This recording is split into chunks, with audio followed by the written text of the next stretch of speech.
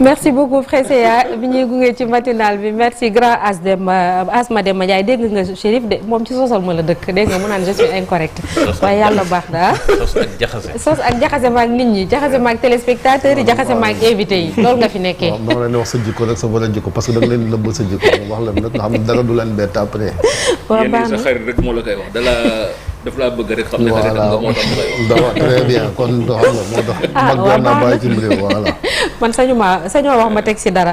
alors mu nekk journaliste voilà analyste politique yaa ngi ko doon wax sànq ci wàllum koom tamit Chérif ñu bàyyi la nga tàmbali waxtaan bi certainement dañuy njëkk a taxaw ci élection njiit bu bees ci Banque africaine de développement. voilà mooy sax waral kon waxtaan wi ndax le doyen également gis na ni Banque mondiale nekkoon nga fa yoroon fa communication. démb nag xibaar bi moom mooy élection présidence bu Banque africaine de développement Sénégal amoon na candidat juróom lañu woon. muy Sénégal Mauritanie Zambie Afrique du Sud ak Tchad. deuxième tour dem na fa ban demee ca kii bi nag gis nga résultat yi am nga mbetteel ca la mujjee.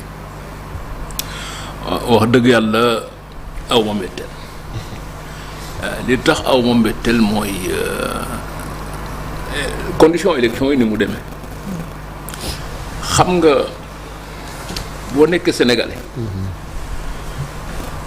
rek honnêtement nga bëgg dem jiite organisation internationale dafa am benn gàllankoor bu jëkk bu nit ñuy fàtte mooy Sénégal dañoo teel a jóg ba nga xam ne yàlla daf ñoo baaxe ñeenti grand dirigeant mondiaux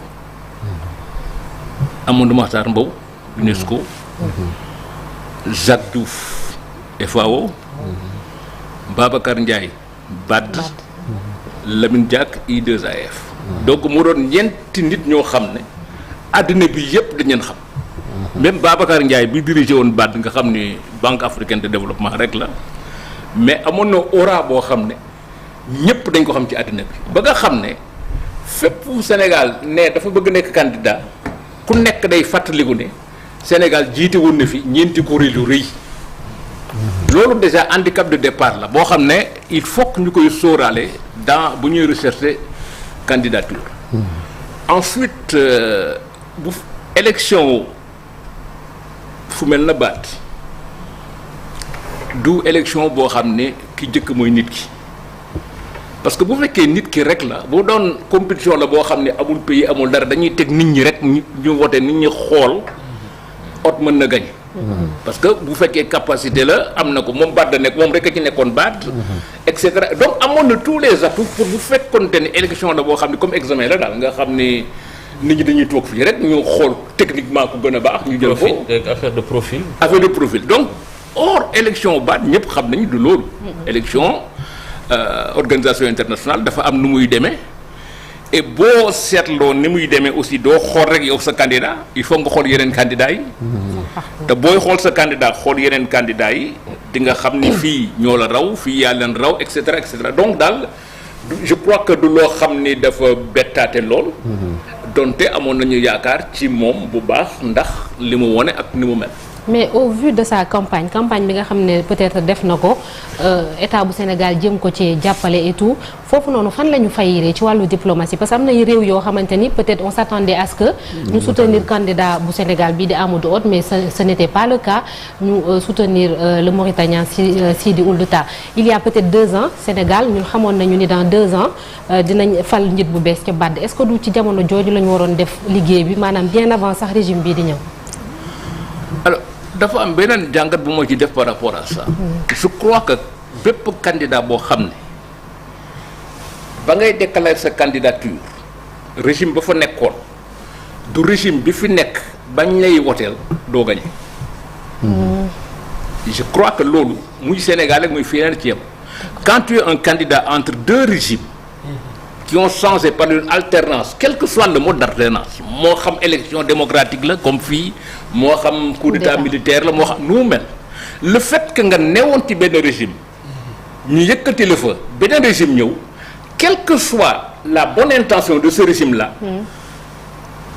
duñ la mën a soutenir nañ la doon soutenir bu fekkoon benn régime bale la donc déjà c'est un handicap boo xam ne ce n'est pas tellement lié à la diplomatie ou quoi que ce soit c'est humain parce que aussi Sénégal et puis il faut ñu jàngati lu bëri pour ëllëg ban processus la ñu am ñun pour def candidature au niveau international. waaye c'est vrai. BAD da di organisation boo xam ne boo fay liggéeyee am nga droit nekk candidat pour nekk président. Donc le fait nga fay liggéey jox na la déjà droit. Mais man dama yaakaar ne Sénégal dafa war a jël benn processus bu clair ñëpp yëg ko. Képp koo xam ne da nga bëgg jiite ab kuréel international. lañ la war ne la bala ngay déclarer candidature demandel d'abord avis favorable gouvernement bi maanaam ministre de tutelle bi amee loolu bu dee culture la UNESCO bu fekkee sport la ministre des sports et cetera maanaam fa ngay dem daal nga wax ak ministre bi nga ne que da nga bëgg a nekk candidat jox ko sa dossier ñoom ñu xool ko gouvernement bi xool ko et puis yow doo ko annoncé bu gouvernement bi d'accord yow doo ko annoncé président de la République ci boppam def déclaration officielle ni Sénégal dafa am candidat pour telle organisation bu ko defee ñu xam ne réew mi ñoo yëkkati seen candidat teg ko mais bu fekkente ni demeewul noonu benn régime bee ko defoon wala defu ko woon wala yaa ko def et cetera xam nga c'est gênant pour un gouvernement quel qu'il soit d'ailleurs ab Sénégalais bëgg na candidat yow nga nekk président nga ne doo ko jàppale parce que boo ko waxee sax ñu ne mais kii moom waa ji Sénégalais la ñu ngi ko bañ a jàppale alors que manifestement le régime n'avait pas été consulté ça ne pouvait pas l'être parce que nekkuñu fi woon sur la candidature de après bon Sénégalais là il a été ministre il a des compétences jàppale nañ ko jàppale bi moi j'étais persuadé que du sori parce que par rapport ak li ma wax lépp et donc et puis aussi le candidat bi gagné da ko def dans les règles de l'art moom xam naa ko parce que on a travaillé ensemble gis naa ko muy liggéey c'est quelqu'un boo xam ne aussi il est aussi compétent il a réseau il a am jaar ba pare aussi il a fait le travail bi nga war a def pour nekk kii une bonne campagne il a fait une très bonne campagne par rapport à ça et je crois que mais doyen léegi sur le plan géopolitique aussi am na loo xam ne ni soo ko xoolee tu te demandes mais pourquoi mu am parce que les pays de la CEDEAO Sénégal CEDEAO le bokk on avait un candidat issu du pays de la CEDEAO locomotive bi ci mel ni Côte d'Ivoire ñeneen ñi gis nañ ils ont tourné le dos au candidat de la CEDEAO léegi loolu nan lañ ko mën a comprendre parce que suñu diplomatie bi moom moo xamul fu muy taxaw moom moo xamul orientation bu mu war a jël wala moom moo tourner le dos à la CEDEAO sans tout en y restant. Est-ce que la CEDEAO avait un candidat? Pas officiellement. Pas officiellement. Non. Donc en fait chaque pays était libre. Mais le Sénégal. Le Sénégal CEDEAO. Moi je crois que la détermination bi tax un État de supporter un candidat. Il y a plusieurs facteurs et y compris des facteurs très personnels. Bu fekkoonte ni d'ailleurs tu as vu d'ailleurs c'est moins la Côte d'Ivoire que Assimi Goïta. Le Mali. Assimi Goïta a le même discours que le gouvernement sénégalais. Pourtant moom il est parti du côté de la Mauritanie. Mais Alassane Ouattara, c'est quelqu'un qui n'a pas d'accointance réellement avec le pouvoir actuel. De cette génération, je crois que loolu ça joue. du ñoo xam ni jëflante nag ñoom bañ a am yenn takkoo yoo xam ne buñ ko ñaanee njëkk mu may leen ko. Ce qu'il a avec d'autres présidents, Ghazouani, c'est quand même quelqu'un qui est là depuis longtemps, qui a des relations personnelles avec les gens, tout cela ça joue. Je crois pas que Côte d'Ivoire, bu fekkoon te ni comme je dis bu doon te ni individuel rek la mën nañ sauter haute parce que xam nañ ko. Mais dans le cadre de la géopolitique régionale, Côte d'Ivoire aussi il a ses intérêts. Côte d'Ivoire constate que il y a des régimes militaires qui sont là, Boko AES. Ils constatent que Sénégal ils ont un régime qui parle de souveraineté, France dégage yoo xam ni moom àndu ci.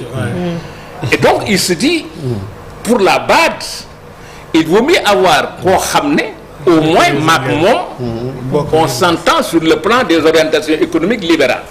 Et kooku c'était Sidi Oulta et son pays aussi a des liens d'amitié tels avec la Côte d'Ivoire que mën na am moo tax man quand on a dit que le Nigeria soutenait Hott j'ai dit ça c'est un excellent point mais boo seetloo président Nigéria digganteem ak ñun nga seet président Obasanjo digganteem ak Abdoulaye Wade à l'époque c'est totalement différent donc même le fait que Nigéria jàpp ci n'avait plus le poids bi mu naroon am parce que président Nigéria ci boppam il n'est pas dans une attitude de vraiment amitié ki Sénégal ba nga xam ni day indi beneen dynamique pour ñeneen ñi ñëw. Mais la visite du PM tout de suite après à Abidjan est-ce que du lu yéex est-ce que loolu mënuñ ko woon gën a. je crois que Ouattara moi je pense que Ouattara avait ses positions dès le départ. Et que xam nga aussi nekkuma fa gaa ñun ñëpp kenn nekku fa woon. mais xam nga Khalifa Chérif booy bu ñu ay nit bu ñuy waxtaan léeg-léeg daañuy waxtaan yu sew yoo xam ne di nga xam ne kii. li mu la bëgg wax li mu junj xam nga ko. dana la waa Bassirou c'est vrai que ot ku baax la Sénégal ku baax la waaye nag yéen a fi nekkoon ak Babacar Ndiaye xam nga déjà le fait que Babacar Ndiaye était sénégalais président de la BAD déjà c'est un problème pour sax yeneen pays yi si mais Sénégal ñoom xanaa dañu yaakaar ne ñoom rek fi am ay nit yoo dirigé mais yooyu yëpp c'est des handicaps yoo xam ne au départ qui étaient mitigés par le professionnalisme de hôte mais à l'arrivée bu diplomatie taxawee ba nga xam ne léegi amatul hôte amatul site ta amatul dara on ne voit que les intérêts de chaque pays foofu nag les gens prennent des décisions par rapport à leurs propres intérêts. Okay. Je pense que de ce point de vue ta été. Sans compter qu'il a dirigé aussi la BADEA pendant 10 ans mu am suffisamment de temps pour mën peut-être surtout le monde arabe. Voilà monde arabe aussi il a bénéficié du soutien des pays arabes. BAD ak Banque mondiale. ministre des finances la ñuy waxal. Ta été ministre des finances. Oui, donc il connaît à peu près les problèmes de ses collègues yi nga xam ne souvent ñoom lay waxal loolu aussi. ça a pu jouer dans la détermination des gens. ministre des finances. Et il était ministre de l'économie. Économie. Je me dis qu'il avait toutes les qualités. Oui, sauf que c'est un candidat entre deux régimes de transition. Ça c'est vrai. C'est un candidat boo xam ne il avait certes le soutien du Nigeria mais. Le bruit qu'on faisait autour du candidat sénégalais, il faut quand même le dire, amul woon parce que, et ça je peux comprendre, le gouvernement du Sénégal peut se dire, bon, c'est un candidat déclaré depuis 2023, nous on n'était pas là, kenn laaj ñu suñu avis, mais comme Sénégalais dañ koy jàppale, vous savez, état continuité. Par contre, continuité. l'État est une continuité ci lu neex. lu naqari nag moom ñëli la gis nga damay jël football rek boo amee championnat national nga xam dañuy football dimanche football mercredi ñu football dimanche bi dàq entraîneur bi indi entraîneur bu bees ñu football mercredi bu gañee entraîneur bi la bu perte entraîneur bee la donc aussi ça c'est des choses très simples très terre à terre. mais le score quand même c'est décevant mën na ñàkk mais am na lu boo ñu ko mën a tegal ñu interpréter quand même score yi nga xamante ne am na ko parce que déjà ñi nga xamante ni ñooy mi ngi nii. là c'est ça mooy bi gars yi demee premier tour. il a 11%. au même moment bon le Zambien qui était arrivé en tête mais Zambien bi moom non régionaux yi ñoo ko votel ñoo ëppale ni ko votel taa moom moo ko ëppale bu fekkante ni régionaux yi la mais non régionaux yi également la même chose donc fii bi ñu demee deuxième tour daanaka 2% la am alors que nit ki boo qualifié deuxième tour kay xanaa say mbir dafa war a yokk waaye du dellu ginnaaw. Il faut aussi faire la. Est-ce qu'il n'a pas soutenu aussi après. Le vote régional et le vote beneen bi. non régional. Le vote non régional n'est pas le vote des étrangers. mooy actionnaire yi la non. Non. But il faut être élu, il faut avoir deux majorités. C'est-à-dire kenn mënu la fal boo amul majorité des pays africains. Ok. kooku mooy vote régional. beneen vote bi c'est pas le vote des étrangers c'est le vote des étrangers et des régionaux. Il faut aussi foofu nga am fa majorité. Les deux.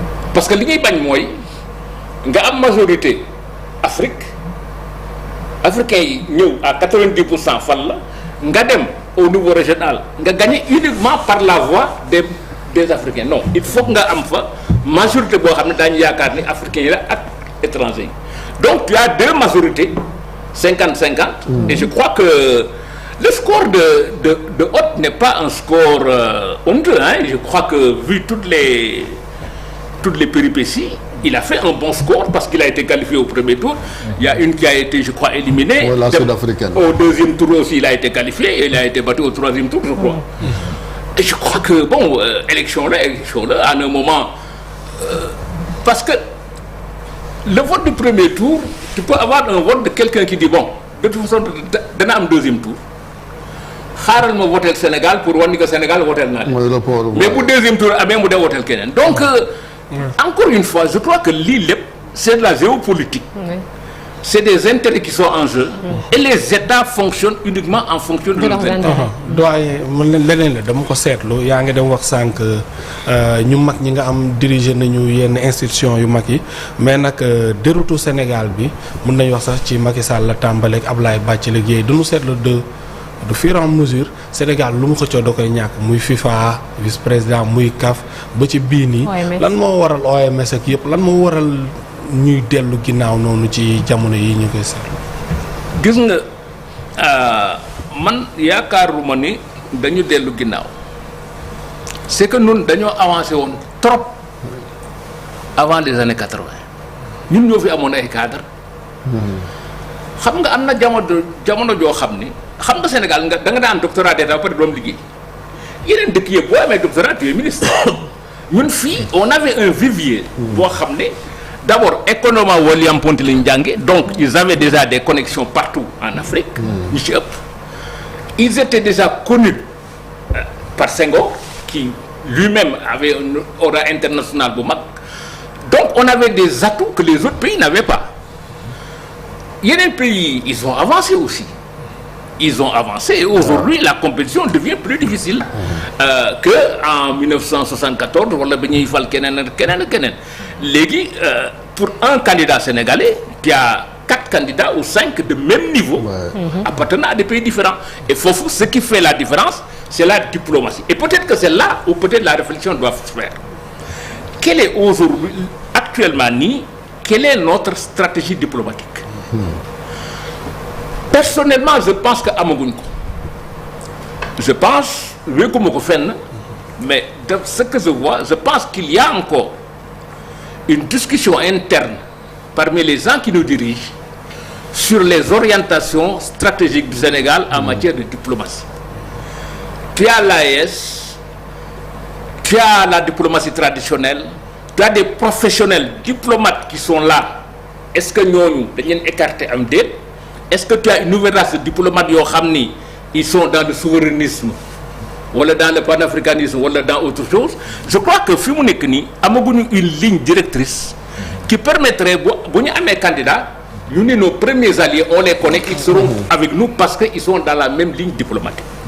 Bu njëkk bu Sénégal ne dañuy nekk candidat Côte d'Ivoire s'aligne, Niger s'aligne, Mauritanie s'aligne parce que il y avait une sorte de diplomatie sous-régionale qui était là et qui permettait cela. Aujourd'hui, tu as tout le monde est presque au même niveau et je pense que c'est pas facile hein ma boo toogee fii son micro bi di wax lu ma neex mën naa ko def mais ministre des Affaires étrangères ou disons plutôt le président parce que c'est lui qui est responsable quand même de la politique diplomatique.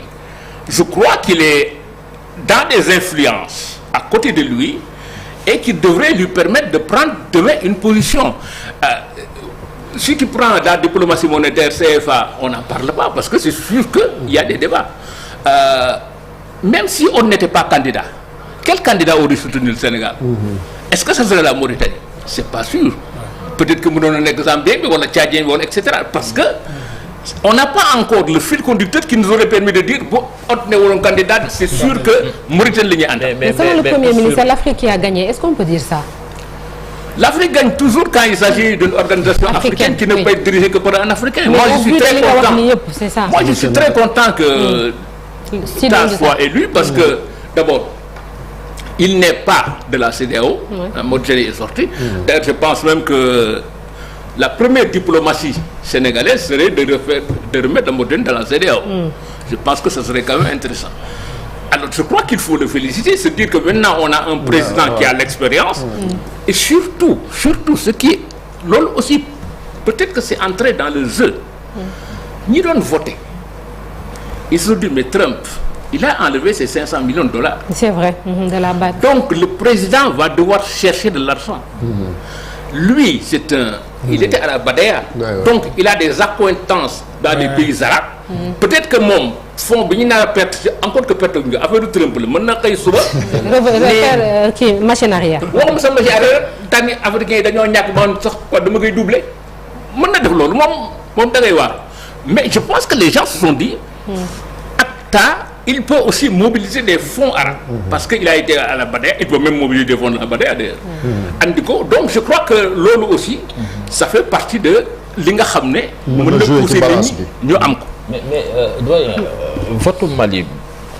votu ci taxawee Mali. Mali waaw Goïta xam nga yaa ngi koy wax léegi Mali nekk AES sunu njiit yi gis na ni ñoom ak AES xaratax na mais avant AES Mali mi ngi woon ci CEDEAO te je pense que c'était IBK jamonoy Bathily bi muy jéem a briguer présidence commission Union africaine. Foofu aussi ils avaient voté contre le Sénégal mais loolu aussi est-ce que du signal. waaw xam nga nag bon tu as certainement une idée moi c'est parce que tu le dis que je réfléchis à haute voix diggante Mali ak Sénégal nag seen affaire dafa yàgg. dafa yàgg waaye. depuis fédération du Mali la woon. xanaa nag du xeexu Senghor ak Modibo Keïta ak Mamadou Dia. mooy continuer moom la ñuy tàllal ba léegi je crois que war nañu mën a dépasser loolu. non je pense que. en football aussi c'est très tendu suñu daje. waaw xam nga ay voisins moom da ngay wax ay voisins moom et puis maliens yi xam nga empire du Mali aussi ñooñu moomoon bu njëkk donc xëy na mais je pense que Assimi Goïta aussi regarde la situation par rapport aux intérêts de son pays. Sénégal d'abord il se dit peut-être qu'ils vont perdre. Ensuite il se dit Mauritanie on a quand même parce que quand même diggante Mauritanie ak Mali. Ils ont une frontière commune avec des djihadistes. Donc c'est une collaboration je crois moo gën a solide fi mu nekk nii que collaboration Sénégal-Mali et que donc ça peut expliquer ceci. Moo tax d'ailleurs dans la diplomatie bi ñu war a def aussi je crois que j'espère qu'on y pense il faut absolument que suñu digganteeg Mali ñu def ko au moins pour le port de Dakar parce que 60% des marchandises du Mali passent par Dakar. Aujourd'hui Maroc mi ngi koy proposer Mali. le roi oui. Maroc mi ngi koy proposer Mali. Lomé naka Abidjan et cetera donc il faut aussi que suñu diplomatie aussi xalaat aussi sur ce côté-là bon mais ça nous éloigne un peu de la BAD. Mais je pense que tout compte fait on a un bon président. Encore une fois moi je l'ai vu au travail on a travaillé ensemble gis naa fulla ak fayda bi muy wone.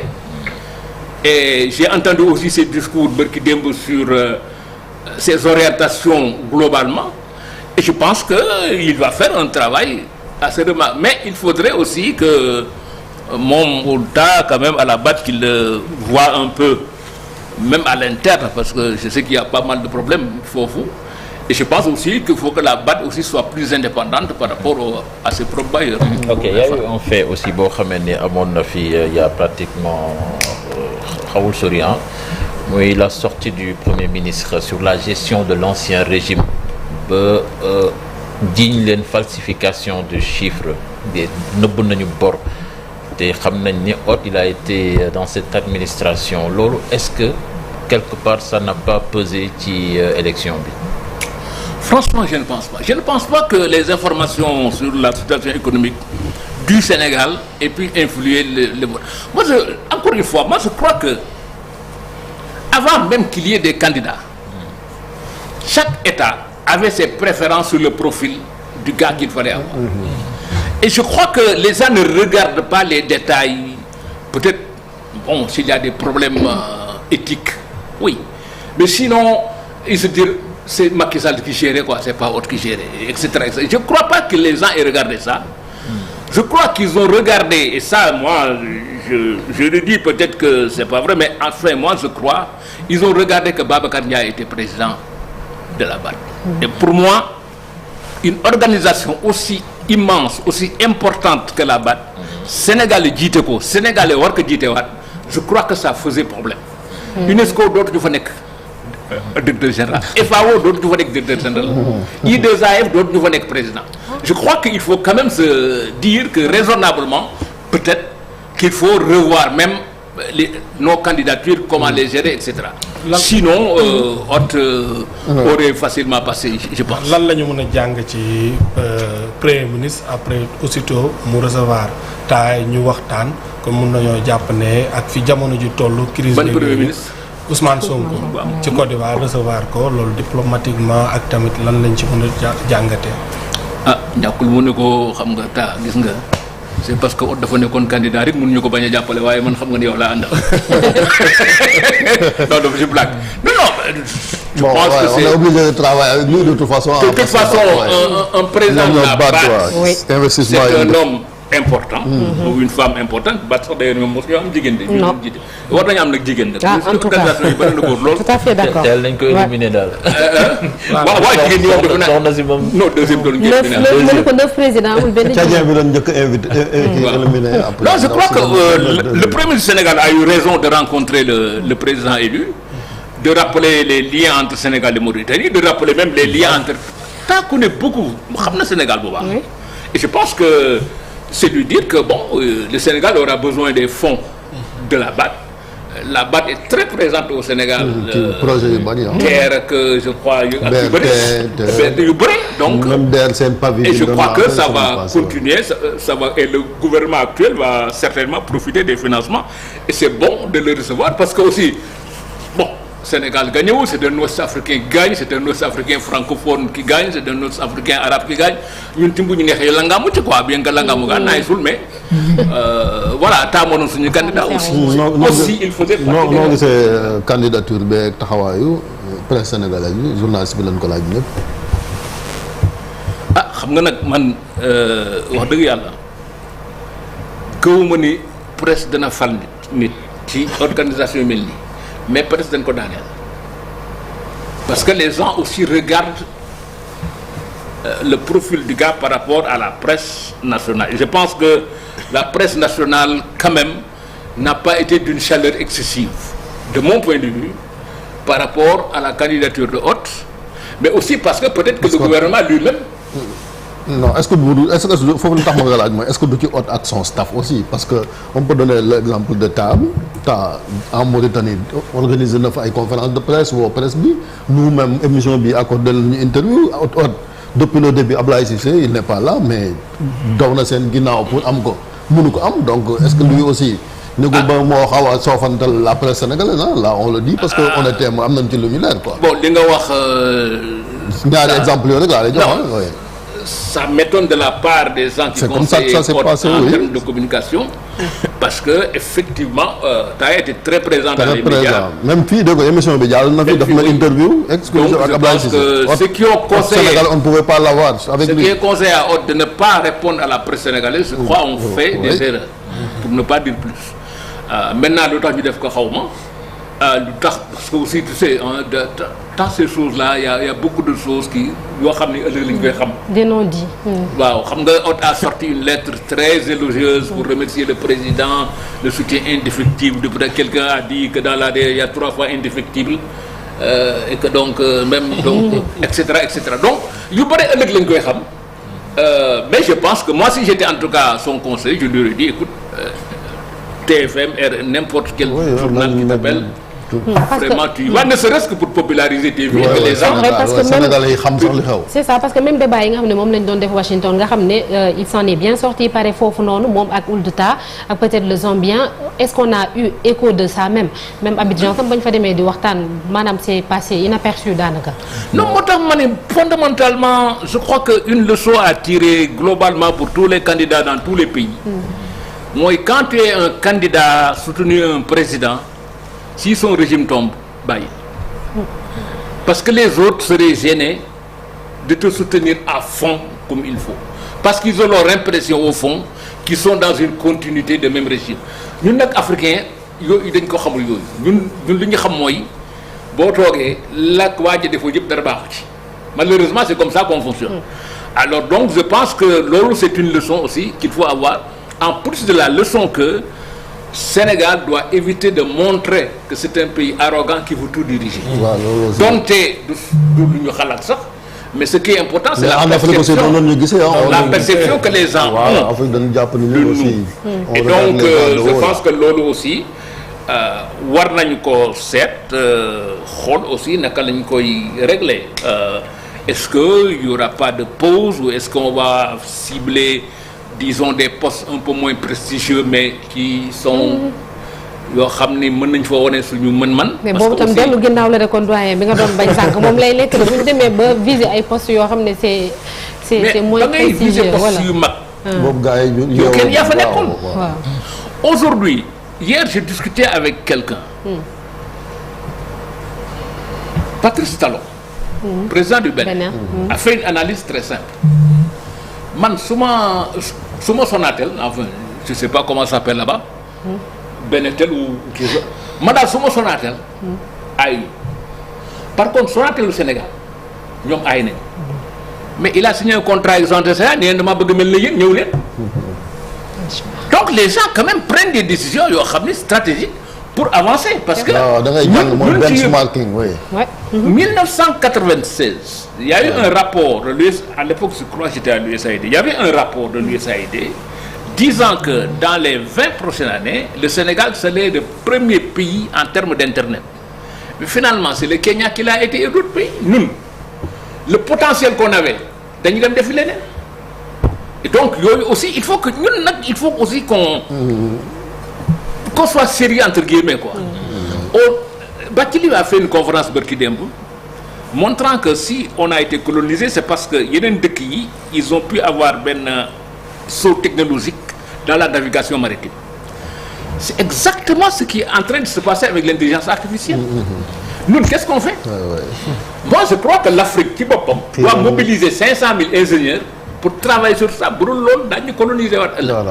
Mais nag aussi ñu commencer par bañ a nekk juróom fukki pays ak ñett parce que suñu chef d'état yu bare bu leen ci Jinping dee waxtaan ak ñoom du gis dara lu ab chef de quartier wu Pékin. Xam nga loolu aussi. mais Mauritanie avant dernière question en l'espace Cheikh. de 2 mois je pense bi mooy deuxième fois ñu ñuy duma Augustin aussi fële ca CAF FIFA plutôt ak bi. Mais j'ai envie de vous poser une question xam naa yéen di ngeen topp avec football. FIFA est-ce que la diplomatie compte? Ah non mais ba ñuy xëccoo kii ba gis nga Macky Sall moo leen recevoir woon fii de. diplomatie la compte kay. bu ñu xëccoo loolu. bi ñuy président président fédération yi voté CAF bi ñuy xëccoo président CAF. waaw déet mais xam nga président CAF ak membre conseil d'administration FIFA. day am ay tractations ay yooyu. Macky daal dalaloon na leen fii pale ba ne Augustin Baye. xam nga BAD nee nga ministre des finances ñooy voté n'est-ce pas. fii président fédération ñooy voté. te Afrique président fédération yi. président de la République ñooy seen i kilifa ndax état yi ñoo yor koom gi donc président Ghana bu ne président fédération Ghana voté da koy def parce que sañu te def leneen. donc diplomatie da ci am. mais nag les fédérations sont très indépendantes. C'est le papier en fait. C'est le papier. non am loolu kii la rek de loolu wax rek amul état yi ñoo yor kii de. voilà waaw d'accord ñoo yor finance mais je veux dire si le président donne des ordres au président de la fédération et que c'est suivi par la FIFA, la fédération devrait avoir des problèmes. Oui, FIFA. Non, enfin bon, en tout cas, c'est pas bien qu'on ait perdu à la FIFA. Je pense que donc peut-être que là aussi il faut s'interroger. Moi, je crois que dans le tout dans tout, diplomatie du wure. Mais ci noonu yaa ngi wax diplomatie du wure soxna seen ko dénk aussi liñ koy critiquer bari na mooy Yacine Fall mi nga xamante ne en tout cas mooy chef diplomatie sénégalaise. ci ni mu doxalee diplomatie c'est vrai que kilifa yu bees yi am nañu yéene parce que boo xoolee sax changé nañ turu ministère bi intégration africaine donc teg sénégalais de l'extérieur parce que pour wane kon cette volonté de réussir cette intégration là est-ce que attan na moom it yenn bi. yow nag Seydou da nga bëgg indi problème man d'abord Yacine xam naa ko. waaw dañuy man nag man sama xarit yi ba mën liggéey donc voilà non encore une fois je crois que c'est un travail d'équipe. Et que je crois que encore une fois moi je suis persuadé qu'autour du président il y a des luttes d'influence sur la stratégie diplomatique et que ça c'est pas encore défini. Moi je suis à peu près sûr qu'on n'a pas encore une direction diplomatique stratégique ba xam ni lii mooy suñu fil conducteur. Yacine Fall nekk fekk keneen nekk fi ce serait pareil. Je pense que tant qu'on ne l'a pas, on va avoir ce type de problème. Parce qu'on hésite trop entre le populisme bon aloi de souverainisme, Assimi Goïta, Burkina, Nangam, Ibrahima Traoré ak yooyu, versus la tradition solide qu'on avait avec Alassane Ouattara en France, etc. Donc tant qu'on navigue entre les deux, du sorti. Je pense qu'il faut à un moment trancher et dire fii lañ jëm. Parce que ngay dem yoon bu baaxul mais nga sax ci, les gens seront plus rassurés que boo nekkul dara les gens ne sont pas rassurés. Et je pense que pays ni ñu lay gisee mooy poigne bi nga am pour avoir des directions. booy jaar fii investisseur bi du ñëw parce que dafa naan leerul. bu ñuy voté ñu ne kii est-ce que ñoom sax ànd nañu ak moom parce que wóor na et cetera et cetera. Je pense que l'État devrait. Je crois qu'ils feront l'effort nécessaire pour ñu am loolu. Merci beaucoup. Merci Asdam dialogue bi ubbi ba ci dem sur le système politique. dama yaakaaroon ne xëy na dama jum que démocratie soxlawul dialogue maanaam démocratie soxlawul juróom-ñeenti weer yu nekk ñu woote dialogue national xaw ma dialogue si démocratie dialogue permanent démocratie mooy mais est-ce que mos nga dégg ñun dañuy créer dialogue États-Unis pour renforcer système démocratique mais dialogue mooy président bi ñu fal dafa indiwoon programme bu ñu ma falee lii laay def sur les institutions politiques ñu daal di ko fal na mel na def loolu bu ñu ko waxee mu leen mais man waxoon naa leen lii laay def mais léegi da ngay dialogue boo dialogue boo xam ne ku nekk day ñëw man dégg naa ci ay tur yoo xam ne ñooy dama xamul lu ñu fay wuti mais ñooñu bu ñu ñëwee toog wax dëgg yàlla man je crois que aussi waxtaan bala muy neex nga am nit ñoo xam ne ñoo yem niveau bi ñuy waxee. Et je pense que ce ne serait je ne serais pas offusqué si le président après un dialogue 5 personnes yoo xam ne wóor na que ni ñii ils ont des visions stratégiques sur les réformes politiques xam ne mu waxtaan ak ñoom. y avait le pacte de bonne gouvernance bi mu signé woon moom mu ni kon lii laay def. Mais léegi on va faire un dialogue, je crois qu'ils vont faire des recommandations au président de la République. Si, à la fin. Ils ont un bon président qui est Cheikh Gueye, qui est un homme de consensus, qui certainement va trouver un consensus. Mais précisément, le propre d'un consensus, c'est qu'il est inapplicable. Wala boo ko appliqué kenn du kontaan. Et un président, ça tranche quoi. On va faire des recommandations jox ko mu seet la ka ca neex CNRI defoon nañ ko. seet la ka ca neex def la ca boo ko defee ñu ne voilà moom dafa waxoon dialogue waaye la ñuy waxoon def ko et cetera et cetera. Bon maintenant nag ñii bokkuñu aussi je crois que fu ñu wootee demal wax. boo xëpp suuf ci cere ji nga dem foofu xëpp ka parce que nag bu ñu toogee ci taabal di lekk boo toogul ci siisee lekk daañu la lekk yow. parce que ci ndawal ga ngay bokk. donc fu ñu nee dialogue rek demal nga wax. mais y a une polémique sur l'ancien parti au pouvoir là. Macky Sall daf na dem grand bi ngay bëgg a. yow laay waxal non c'est la dernière question merci. Vas-y. mais après là bëgg a xam nga Macky Sall bon daf na demul mais on a vu ay responsables yu dem ba jur coow ci biir parti bi bettu na la aussi loolu. man li ma bett c'est pas que mu am ay coow. parti moom moo ko coowaat. D'ailleurs parti socialiste UPS parti social UPS. maamu parti socialiste. seen force bokkoon na ci coow yi daan am ci biir xam nga foofu boo xuloo kenn du bàyyi déedéet moom kay ci biir parti bi la ñuy nekk moom di xeex ba mu saf sàpp. tendance mais kenn du dem. donc yooyu aussi ça permet de souder les partis.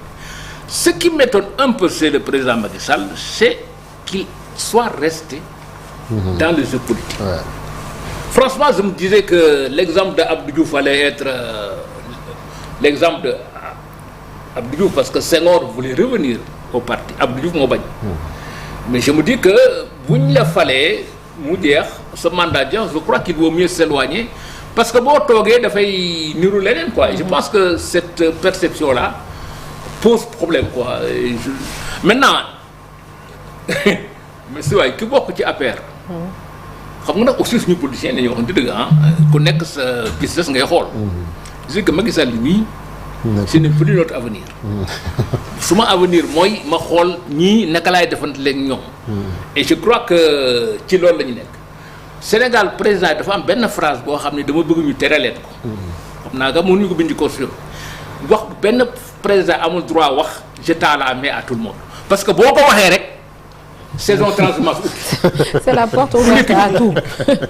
donc loolu. merci beaucoup merci Asma Demba Ndiaye merci beaucoup nekk journaliste dinañ tàggatoo léegi en attendant ñu dem xooli ji l'observateur bi mu xëyee tey.